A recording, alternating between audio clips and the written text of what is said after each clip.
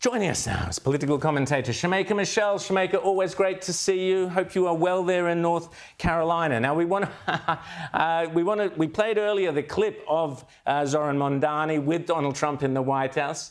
We played it earlier, it was great, but we want to get your opinions on it. So the great socialist, communist, whatever he is, went to the White House. What did you make of the way Donald Trump dealt with him? You know, I do feel like Trump was very nice with him. I do feel like he used kid gloves, but maybe that's a tactic that he has, you know, where they say keep your enemies closer.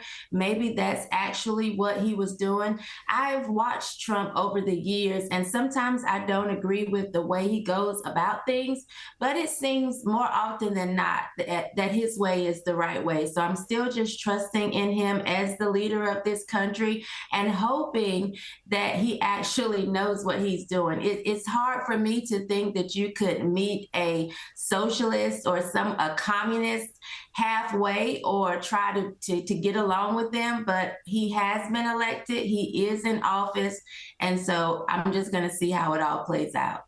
Rita.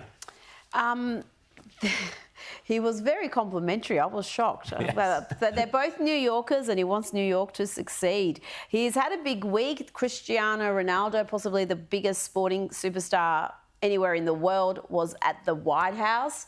Tell me about that.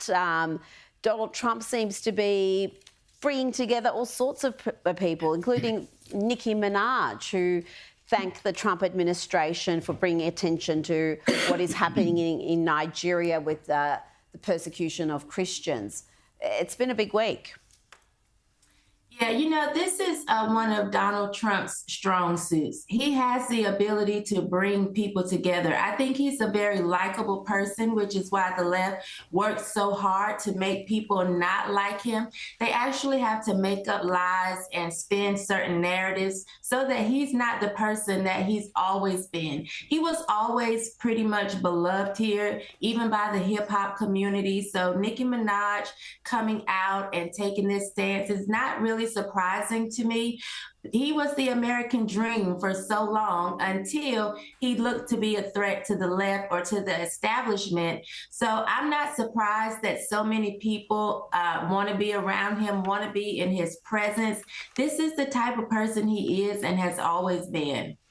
Caroline. Shemeka, we saw obviously the Trump's very cordial meeting with Mamdani. One of the things that the New York mayor-elect has been criticised for is for refusing to condemn comments like globalize the intifada.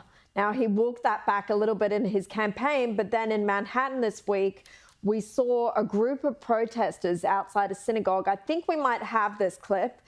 We don't, unfortunately, but they were chanting that very phrase, globalize the intifada revolution, outside the synagogue with a 93-year-old rabbi inside who was a Holocaust survivor and had lived through all of that the first time around.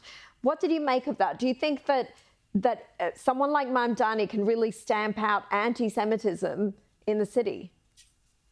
No, I don't think he can stamp it out. And I honestly don't think that he desires to because of the way that he carried on his campaign and the rhetoric that he not only himself made, but allowed others to make who were his supporters. So I don't necessarily think he can stamp it out. And I condemn anybody not having the freedom to worship in the way that they would like to worship. I don't like those type of actions being taken, the same as I don't want Christians ridiculed. So I don't like what's happening, and I don't think he is the person who will actually stamp that out. Again, this is why I said I don't feel like you can meet a socialist or a communist halfway. I just don't. But again, I have to trust the people in power and just hope that our president and our vice president and anyone else in his administration that has the power to actually maybe make a difference, they actually combat this very strongly and harshly. Now, Shemeka, we've got to obviously ask you about the Epstein files still going on, the story that refuses to die. You know, there's a lot of people say, well, the average American isn't interested in this stuff. Donald Trump says it's the Democrats basically trying to rework the Russian hoax, and now it's the Epstein hoax. Do Americans care about this? And will the release of these files, do you think, put an end to this matter? Or is it just going to keep the train rolling on down the tracks?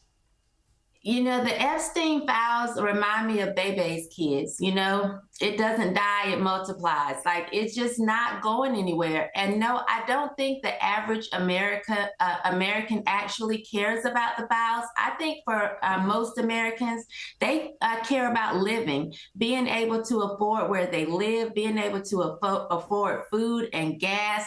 I think that's the average American. I think those of us in the media and on social media, maybe we have a little bit more interest simply because we're inquisitive, or as what some people would say, we're nosy. We just want to know. I want to know. I'm waiting for the files to come out. But no, I don't think the average American is concerned. And I don't think it should be at the top of the list because it's not the concern of the average American. They want to be able to live and take care of themselves and their children. I think that's really what the focus should be on.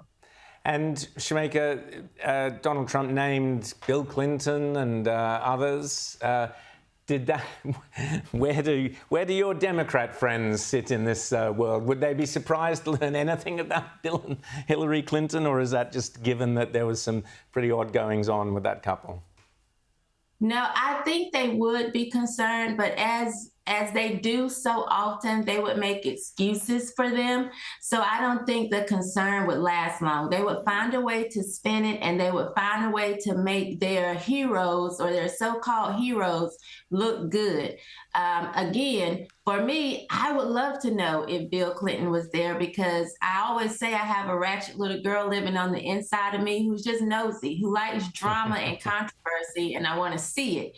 But for the people who actually love Bill Clinton, they'll actually find an excuse if it comes out that he was involved in any way. Fantastic. Shemeka Michelle, always great to chat to you. Thanks so much.